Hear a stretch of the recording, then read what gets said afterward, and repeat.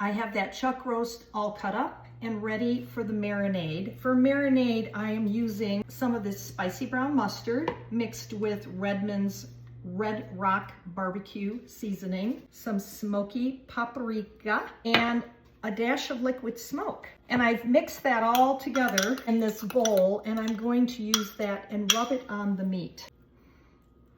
Not wearing gloves, but I did wash my hands. I'll place these pieces of meat, once they're seasoned, in this throwaway pan that I have put in a cooking rack that fits nicely, so that the meat is not sitting down in those juices, but instead will be above it, allowing the heat to circulate well around and make a better crust on the meat.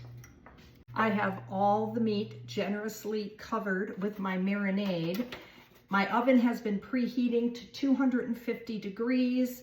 I'm going to put this in, and I'll check it in about an hour and see where the internal temperature is, how the bark is progressing on top of the meat, and then I'll decide if I need to cover it with some foil for a while until it hits an internal temperature of 165. Be back soon. My version of poor man's brisket burnt ends.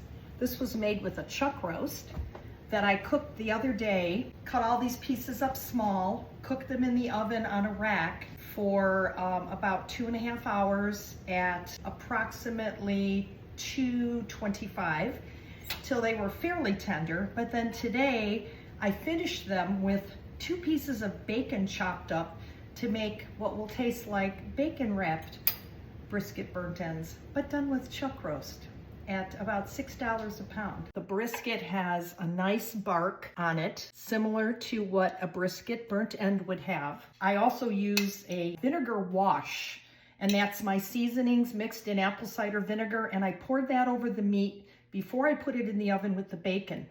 Tossed it well, and then put that in the oven. And I've always been a fan of a vinegar wash ever since I went carnivore and stopped using store-bought barbecue sauce.